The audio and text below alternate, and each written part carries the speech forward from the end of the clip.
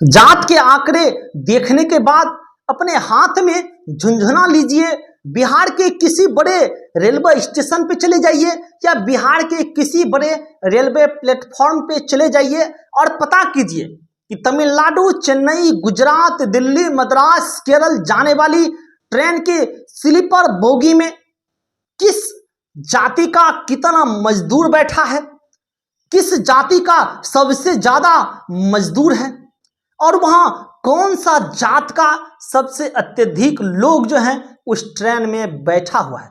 जब आप यह गिनती कर लें, जब आपका मन इससे भर जाए तो उसके बाद आप किसी बिहार के सरकारी विद्यालय में चले जाएं और वहां आप देखेंगे कि मास्टर साहब कुर्सी पर बैठ करके पान चबा रहे होते हैं कि मैडम वहां स्वेटर बुन रही होगी।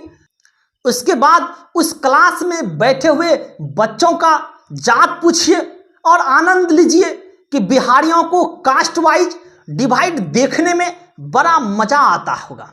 तेजस्वी यादव जी मीडिया के सामने आकर बहुत ही जोर शोर से कहते हैं कि यह ऐतिहासिक लम्हा है, क्योंकि जात के नाम पर अब हम नियम कानून बनाएंगे और जो जात पीछे होगा उस जात को हम आगे बढ़ाने की कोशिश करेंगे।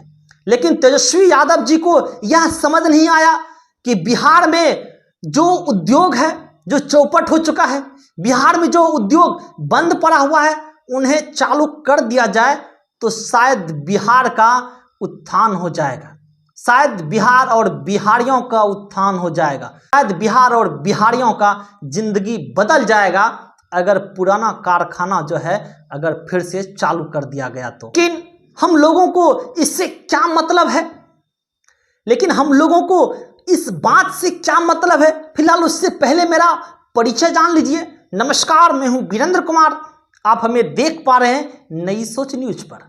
ब्राह्मण राजपूत से ज्यादा हो गया है, यादव सिर्फ मुसलमान से कम है।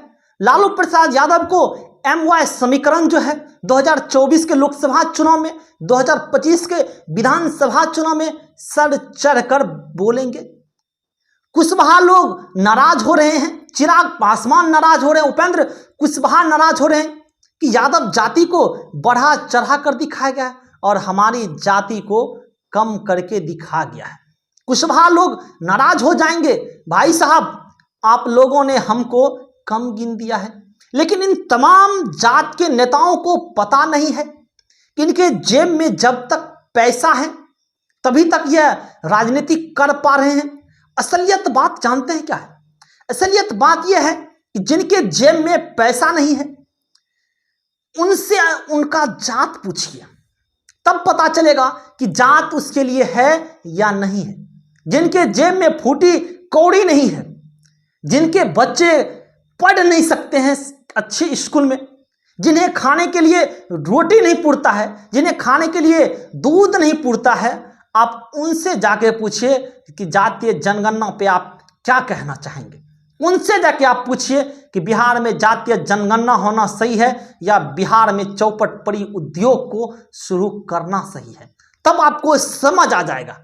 बिहार के तमाम नेता अपनी जात प्रतिशत बताकर फिक्स कर लिया है कि हमें बिहार की राजनीतिक में इतने सीट चाहिए, लेकिन इस बात से किसी को कोई फर्क नहीं पड़ता है कि बिहार और बिहारियों का क्या होगा। इस बात से बिहार के किसी नेताओं को कोई फर्क नहीं पड़ता है। फिलहाल इस पर आप अपना राय क्या रखते हैं, आप कमेंट करके जरूर बताएं। धन्यवाद।